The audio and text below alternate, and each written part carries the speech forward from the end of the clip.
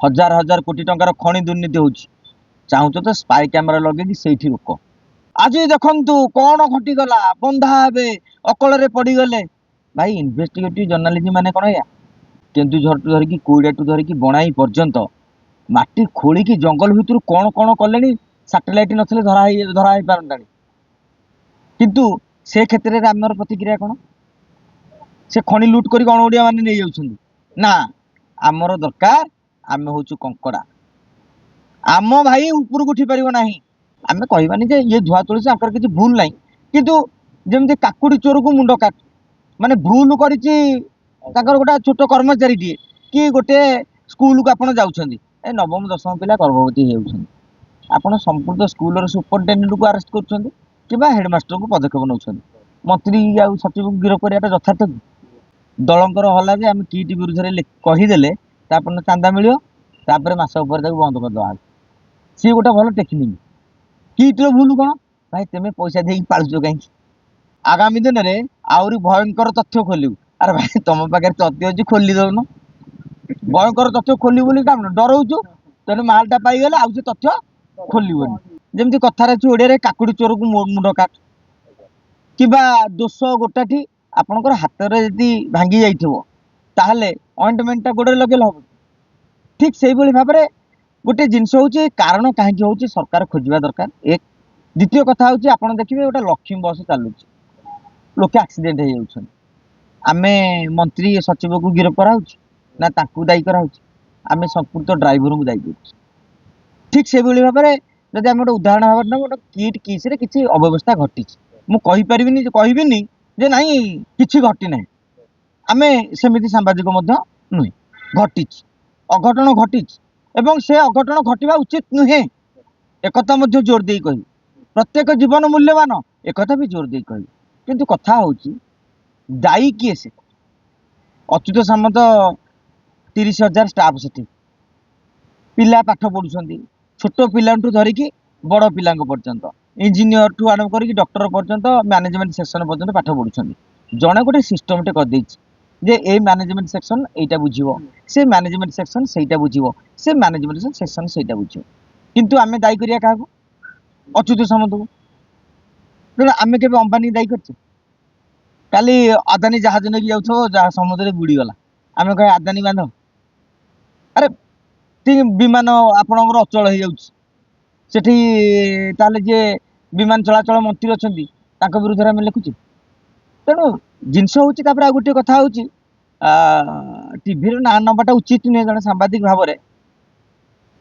आमर कम है कि इन्वेस्टिगेटिव कौन आज देखु कौन घटीगला बंधा हे अकल पड़गले भाई इन्वेस्टिगेटिव जर्नालीजम माने कौन या हजार हजार कोटी टंकार खଣି दुर्नीति होउछि चाहूच तो स्पाई कैमेरा लगे से रोक अण ओडिया माने आपण कहे मनोज नायक जंगल जमी को मारी बस किट जंगल जमी मारी बस मु कहूनी जे नाइथि माड़ी बसी ना माड़ी बस मु कह कथा से जो माड़ी बसी से जगह अपार्टमेंट कर बिल्डर भाया सेठी बाली माफियागिरी कर गोटे स्पा सेंटर आउ जो आमर अन्य किछि माने डांस बार कर गोटे शिक्षा अनुष्ठान से पिला पाठ पढ़ुं तेणु आम किसी जिन पॉजिटिव जिनस देखा उचित हजार हजार एकर जमी आपड़ देखिए केन्दुझर टू धरिकी कोईडा टू धरिकी बणाई पर्यंत माटी खोलिकी जंगल भितर कौन कौन कले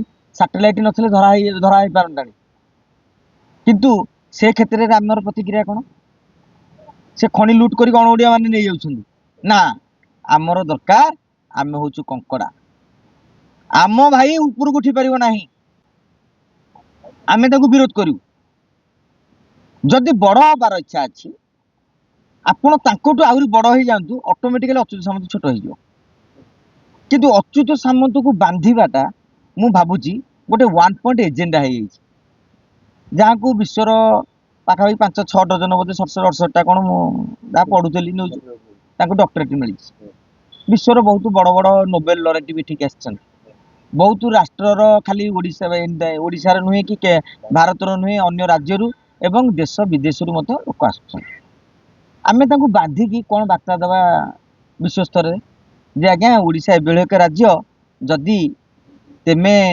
ବେପାର ପାଇଁ ଅନୈତିକ କାର୍ଯ୍ୟ କରିବ ଚଳି ଯାଉଛି, କିନ୍ତୁ ଯଦି ପିଲା ପାଠ ପଢ଼ିବେ ହସ୍ପିଟାଲଟା ହବ କି ଏଇ ସୁବିଧା ସୁଯୋଗ ପାଇଁ ଯଦି କିଛି ଅନୈତିକ ମାନେ ଟିକେ ନାକୁ କିଛି ଭୁଲ ଭାଲ କରୁଛ ତାହେଲେ ବନ୍ଧା ହେଇଯିବ ଏବଂ ତାଙ୍କ ପଛରେ ଗଣମାଧ୍ୟମ ପଡ଼ିଯିବ। ତେଣୁ ଆମେ ଗୋଟିଏ କଥା କହିବା, ଆଲୋ ସଖୀ ଆପଣା ମହତ ଆପେ ରଖି। ମୁଁ ଆପଣଙ୍କୁ କହିବି ଚୋର, ସେ ତାକୁ କହିବ ଚୋର, ମତେ ତେମେ କହିବ ଚୋର, ତାମାନେ ଆମେ ସମସ୍ତେ କ'ଣ ହେଲେ ଚୋର। ଆମ ଓଡ଼ିଶାର ଗଣମାଧ୍ୟମ ସେଇଆ ହେଇଛି। ମଝିରେ ସମ୍ବାଦ ଆଉ ନ୍ୟୁଜ୍7 କଳି ଲାଗିଲେ କେତେବେଳେ, ଯେତେବେଳେ ନ୍ୟୁଜ୍7ର ଆପଣଙ୍କ ଦେଖିବେ ଯୋଉ ହସ୍ପିଟାଲ ପୋଡ଼ିଗଲା, ସତେ ଯେମିତି ମନୋଜ ନାୟକ ଯାଇକି ନିଆଁ ଲଗେଇଦେଲେ। ମାନେ ଏଇଭଳିଆ ଆମେ କହୁନୁ ଯେ ସେ ଯୋଉ ଲୋକ ମରିଗଲେ ତାଙ୍କ ପାଇଁ ଆମେ ଦୁଃଖିତ ନୁହେଁ, ଉଦ୍ବେଗ ପ୍ରକାଶ କରୁନୁ ନୁହେଁ, ସେଥିପାଇଁ ମ୍ୟାନେଜମେଣ୍ଟ ଦାୟୀ ନୁହେଁ ବୋଲି ଆମେ କହୁନୁ, ସେମାନେ ଦାୟୀ। କିନ୍ତୁ ଯୋଉ ମାଲିକଟି ଏଡ଼େ ବଡ଼ ସଂସ୍ଥା ଧରିକି ବଇଛି, ତା କାମ କ'ଣ? ଫୋନରେ ବୁଝିବ ଏଇଟା ଠିକ୍ ଚାଲିଛି, ସେ କହେ ସାର୍ ଜଣେ କ'ଣ ଗୋଟି ଗୋଟି ଜାଗାକୁ ଯାଇକି ଯିବ। ଆମେ ଏମିତି କହୁଛେ ରେଳ ଲାଇନରେ ଏଇନା ଯୋଉ ଆଲୋଚନା କରୁଥିଲେ ଯେ ବାଥରୁମଟା କ୍ଲିନ୍ କରିବା ଦରକାର, ଅଶ୍ୱିନୀ ବୈଷ୍ଣବ ଜବାବ ଦିଅ, ଆରେ ବାବା ସେ ଲୋକ ରଖିଛି, ସେଥିପାଇଁ ବ୍ୟବସ୍ଥା ରହିଛି। ଯଦି ସେଠି ଭୁଲ ହଉଛି ନା ସେ ଲୋକକୁ ସସ୍ପେଣ୍ଡ କରାହେଇଯାଉଛି। ସରକାରୀ ସ୍ତରରେ ଦୁର୍ନୀତି ହଉଛି। ହୋମ ମିନିଷ୍ଟର ମନେକର ମୋହନ ମାଝୀ ଅଛନ୍ତି, ଆଜ୍ଞା ଯୋଉଠି ଅପରାଧ କାଣ୍ଡ ଘଟୁଛି ଆମକୁ ଗୃହ ବିଭାଗର ମନ୍ତ୍ରୀ ଆପଣ ଇଏ ଦିଅନ୍ତୁ, ସେଇଟା ପଲିଟିକାଲି ନ୍ୟାରେଟିଭ ହେଇପାରେ, କିନ୍ତୁ ଗଣମାଧ୍ୟମଟି ପଛରେ ପଡ଼ିଯିବା ମୁଁ ଶୋଭନୀୟ ବୋଲି ଭାବୁନାହିଁ।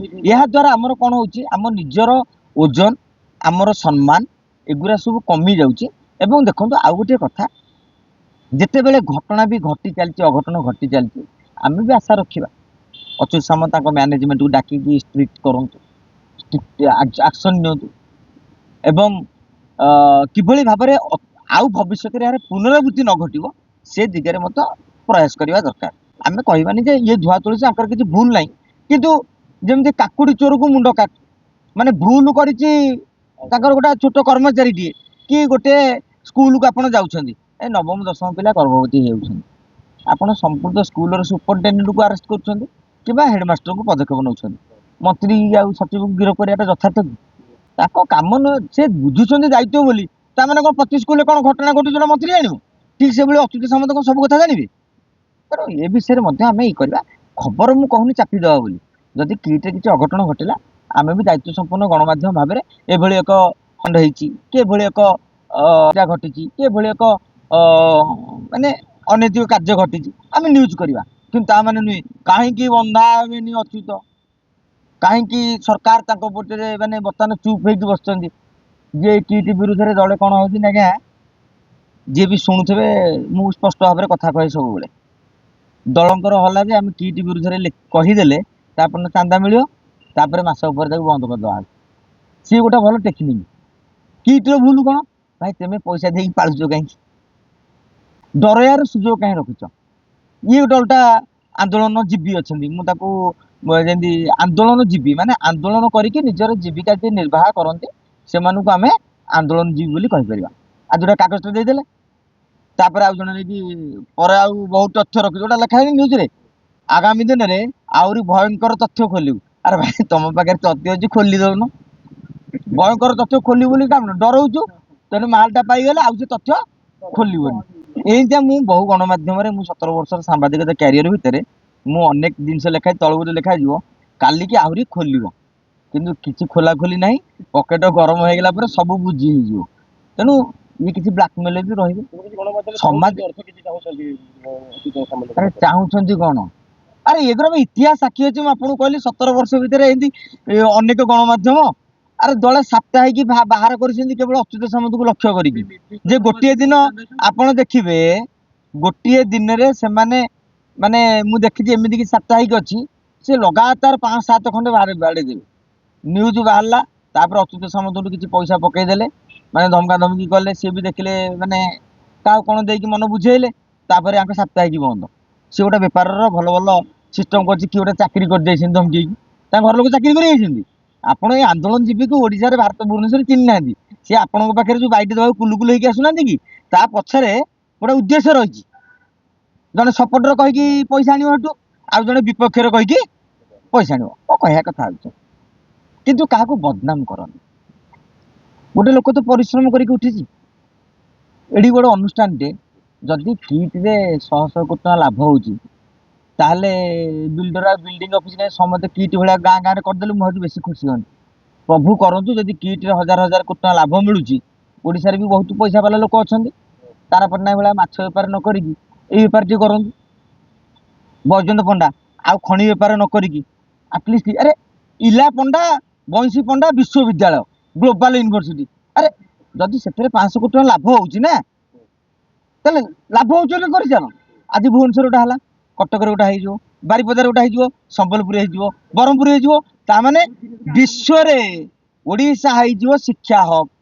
ଓଡ଼ିଶାର କୌଣସି ଅଚ୍ୟୁତ ସାମନ୍ତ ଯଦି କେତେ 30,000 ନା କେତେ ପିଲାଙ୍କୁ ନା 50,000 ଯାହା ତ ମୁଁ ଗଣିନି କି ଯିଏ ଯାହା କହୁଛନ୍ତି, ସେତିକି ପିଲାଙ୍କୁ ଯଦି ଆଦିବାସୀ ପିଲାଙ୍କୁ ପାଠ ପଢେଇଲା ଫଳରେ ପୁରା ଇଣ୍ଟରନ୍ୟାସନାଲ କଣ ଡଲାରରେ ପୁରା ତାଙ୍କ ପାଖେ ବିଲିୟନାର ମିଲିୟନାର ସବୁ ପଇସା ପଳେଇ ଯାଉଛି।